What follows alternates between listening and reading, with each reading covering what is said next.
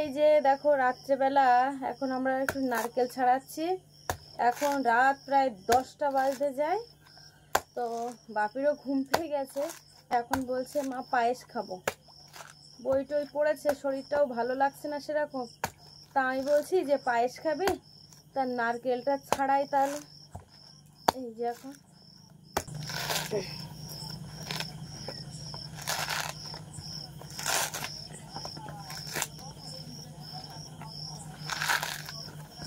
কথা বলছে না, কে কথা বল। এই যে দেখো ছাড়িয়েছি।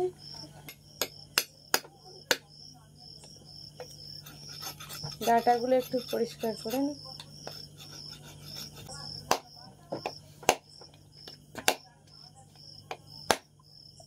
বাপি এই নারকেল ফাটালে জল খাওয়ার জন্য চলে আসে। তো আমি বলি যে এই নারকেলের জল খেলে অ্যাসিড হয়, ডাবের জল খেতে হয়। তাও বাচ্চা মানুষ তো, আমরাও ছোটবেলায় শুনতাম না। এই যে দেখো এখন নারকেলটাকে কুড়ে নেব।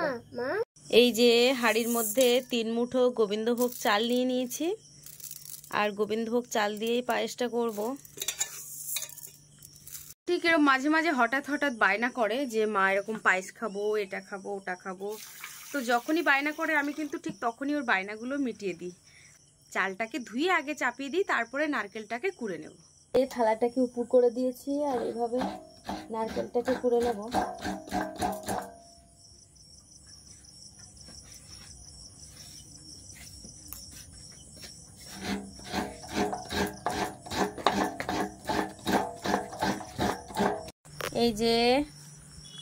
এই যে নারকেলটাকে কুড়ে নিয়েছি। করতে করতে দেখো এদিকে কিন্তু চালটা কিন্তু খুব সুন্দরভাবেও সিদ্ধ হয়ে যাচ্ছে। আর আমি এই অবস্থায় এই নারকেল কোড়াগুলো দিয়ে দেব।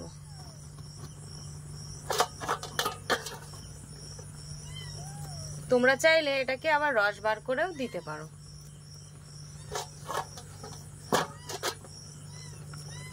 10 টাকার একটা আমুল দুধ নিয়েছি, এই আমুল দুধটাও কিন্তু এই পায়েসের মধ্যে দিয়ে দেব।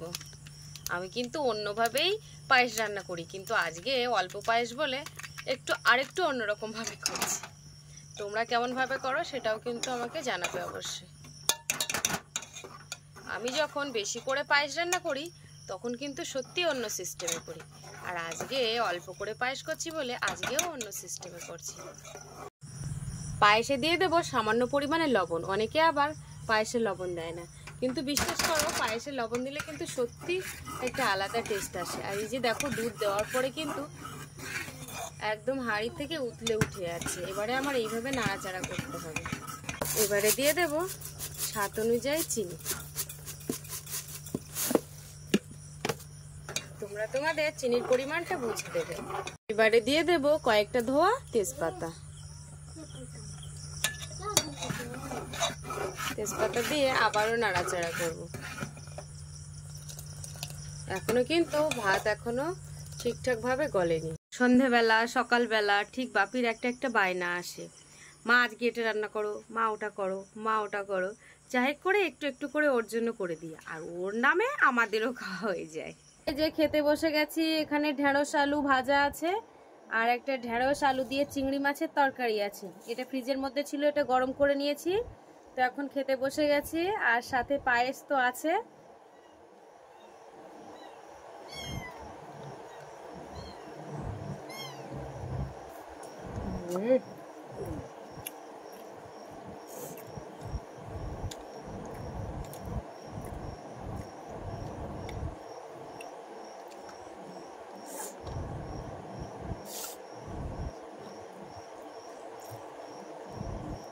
আমার বাপি মাংস খেতে তো পছন্দ করে, আর ঢেঁড়স বেগুনও পছন্দ করে।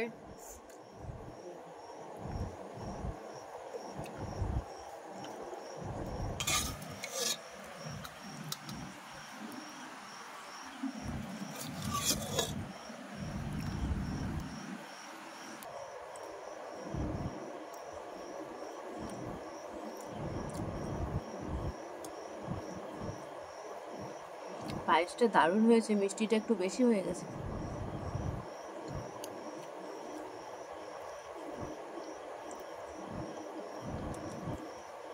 দেখো মশারির মধ্যে ঢুকে গেছি, আর আমার বাপি কিন্তু ঘুমিয়ে গেছে।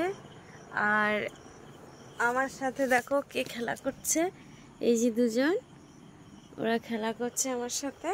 মনি, এই মনি, এই যে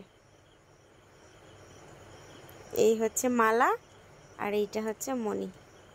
দেখেছো দেখেছো দেখেছো।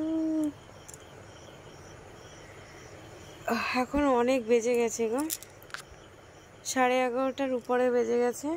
তো বাপি তো ঘুমিয়ে গেছে, আর আমার এই মণিমালা দুজনের ঘুম নেই। ওরা একটু দুষ্টুমি করে আমার সাথে থেকে। তো যাই হোক, ওদের সাথে আমার সময়টা কেটে যায়। তোমাদের বাড়িতে কাদের বাড়িতে এরকম আছে, কার কার বাড়িতে আসে এরকম পুচকি, তো আমার একটু কমেন্টে জানাবে। আমি তো খুব ভালোবাসি এদেরকে, স্নান করিয়ে দিই, খাওয়াই, আবার খাওয়ার সময় দুষ্টুমি করলে মারি। তোমরাও কি এরকম? ভাই সব, এই চোখটা বারবার এরকম হচ্ছে, তো ওরা মনে করে এটা চোখটা কেন এরকম করছে।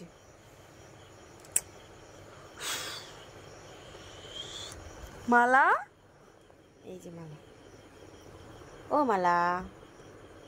পরের দিন সকালে বাজারে গেছিলাম একটা দরকারে, আর আমি যে পায়রাগুলো খেতে দিচ্ছি এগুলো হচ্ছে আমাদের বাজারের পায়রা। যে যখন খুশি, যে যখনও পারে, সে তখন পায়রাগুলোকে একটু খাবার দেয়। তাই আমি বাবুকে বললাম যে একটু মুড়ি নিয়ে আসো না, ওদেরকে আজকে একটু খেতে দেব। দুপুরে রোদে ওদের গালটা পুরো হাঁ হয়ে রয়েছে, ওদের খুব পরিমাণে কষ্ট হচ্ছে, তাই ভাবলাম যে ওদের জন্য একটু মুড়ি এনে দিই।